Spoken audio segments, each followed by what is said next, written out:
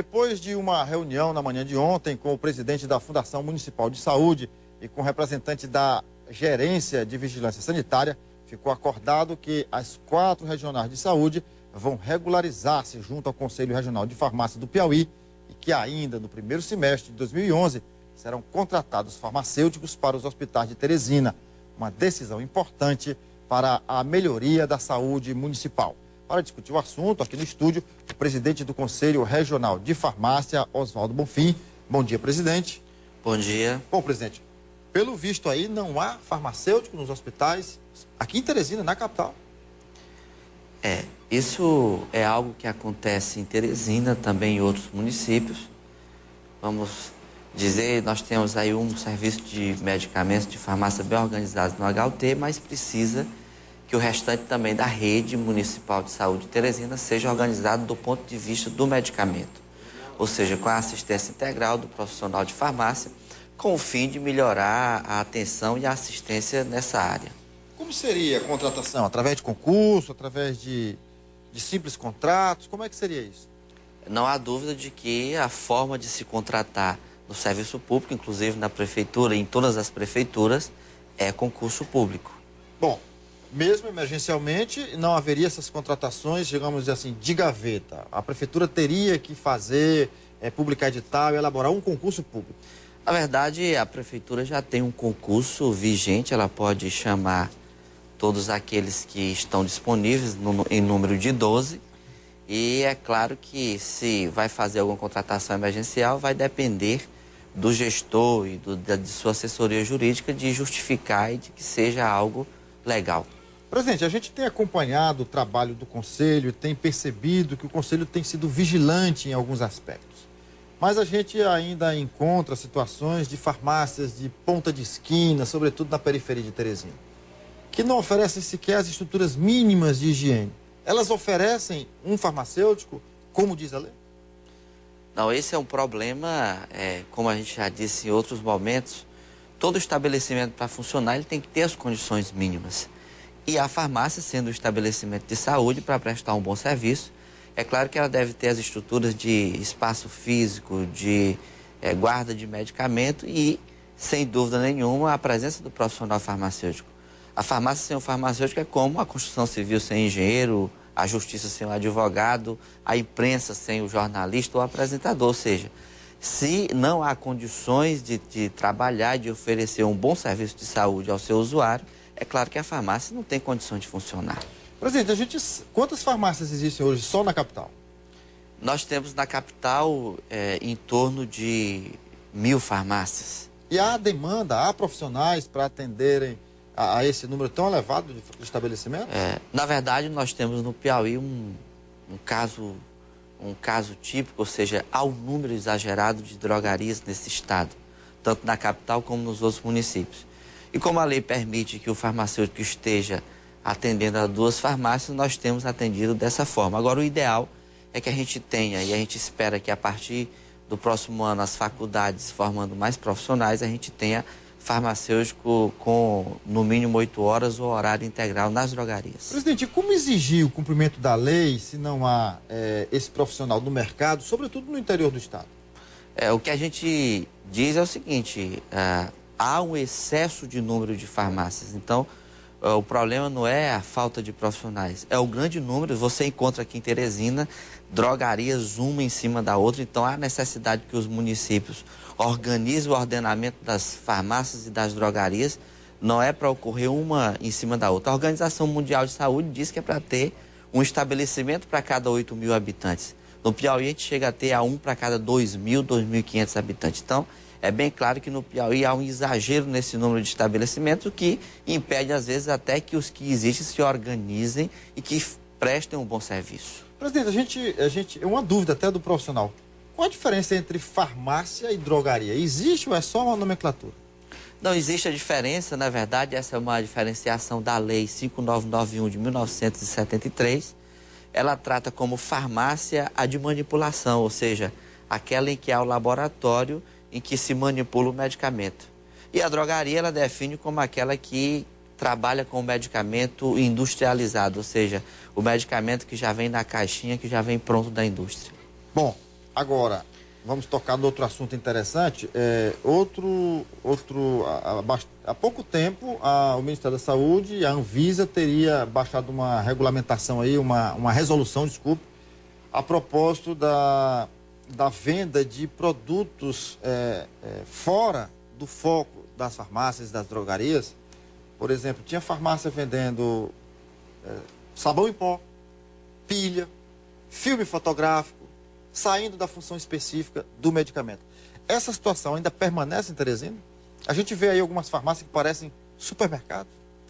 Olha, na verdade, existe a RDC, que é a 44/2009, que ela quer resgatar o caráter de estabelecimento de saúde que realmente é da farmácia no Brasil. E um dos pontos em que ela trouxe foi de que não devem ser comercializados ali produtos alheios ou estranhos à saúde. Como você já falou, pilha, filme fotográfico, brinquedos, CDs, ou seja, isso aí não há uma relação direta com a saúde. Que é a relação direta com a saúde, que é o objeto, são os medicamentos e os correlatos, ou seja, os materiais de higiene pessoal, também os perfumes e cosméticos, esses sim são permitidos.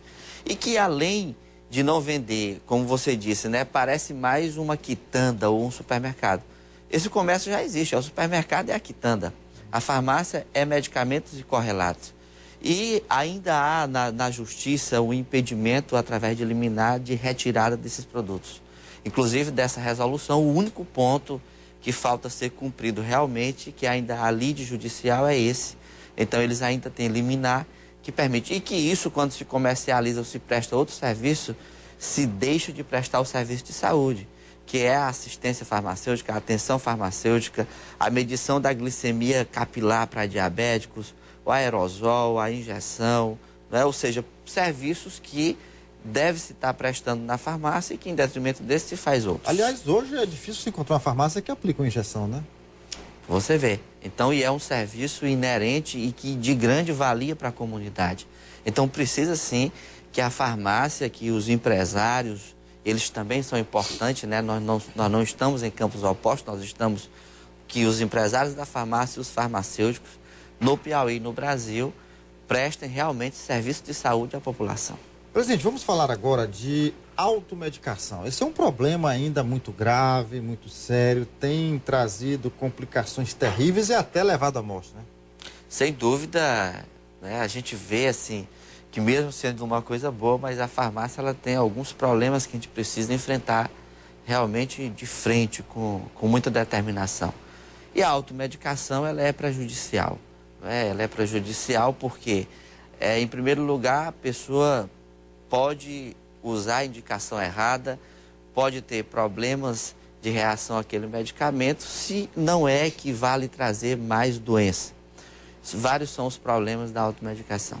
Presidente, essa decisão, essa resolução da Anvisa, acho que do mês passado, criou até um problema. Houve um erro de interpretação, um erro de digitação, ninguém sabe explicar o certo, mas o fato é que ela publicou, depois mandou suspender com relação aos antibióticos. O que está valendo, afinal? Na verdade, a Anvisa, a Agência Nacional de Vigilância Sanitária, ela não alterou em nada a decisão. Ou seja, o antibiótico, ele passou a ser um medicamento de controle especial, ou seja, ele só é para ser prescrito em receita em duas vias. Uma via fica na farmácia ou na drogaria, para os cuidados do farmacêutico e dos outros trabalhadores da farmácia, para as devidas escriturações e prestação de conta à Anvisa. E a receita só tem validade de 10 dias, ou seja, quem tem uma receita hoje, se não comprar ou adquirir o medicamento dentro de 10 dias, ele perde a validade. O que houve no Piauí... Pois é, isso já existia há bastante tempo. Essa exigência legal já existia há bastante tempo, não? Existia para que o antibiótico seja de prescrição médica ou odontológica ou veterinária, cada um na sua área. Mas a receita em duas vias e controle no Sistema Nacional de Gerenciamento de Produtos Controlados ou no livro onde não houver internet, passou a vigorar agora. Agora a Secretaria de Saúde do Piauí liberou uma recomendação através do seu secretário, dizendo de que enquanto não tiverem os formulários próprios, poderia ser a receita normal, mas em duas vias, ou seja, não foi alterada a norma, apenas foi facilitado para facilitar. Durante 30 dias. Agora, só para a gente explicar para quem está em casa, a gente mostrou no início desse programa uma reportagem sobre uma pessoa que morreu no HUT ontem com a suspeita da bactéria KPC. E aí o diretor do HUT falava sobre a questão de resistência a alguns antibióticos. Essa resolução da Anvisa, esse controle, essa preocupação, tem relação direta com isso? Sem dúvida, né? Se é a bactéria KPC ou não, o próprio HUT deve... Não me refiro especificamente à KPC. Eu me refiro a essa resistência que você termina adquirindo quando você faz uso indiscriminado do antibiótico. Sem dúvida, o uso indiscriminado do antibiótico, ou seja, ele tem que ser prescrito para o micro-organismo que ele tem eficácia sobre ele, na dose certa e por um período certo, ou seja, o medicamento ele não pode ser prescrito para ser usado 3 vezes ao dia durante 7 dias e só ser usado 2 durante 5 dias, ou seja, porque quando você faz isso, os micro-organismos que sobrevivem, eles vão adquirindo resistência e o antibiótico vai se tornando ineficaz. E aí é onde ocorre que, principalmente nas infecções hospitalares, daí a importância do farmacêutico estar nos hospitais, na farmácia hospitalar. A comissão de infecção hospitalar é algo que a imprensa do Piauí, os profissionais de saúde no Piauí precisa trabalhar, ou seja, cada hospital é obrigatório ter a sua comissão de infecção hospitalar trabalhando. E digo aqui, isso não ocorre nos hospitais do Piauí, precisa que se trabalhe isso, as comissões de infecção hospitalar. E sem dúvida, o mau uso de antibiótico, ele traz sim resistência bacteriana, ele traz sim muitas mortes nesse país.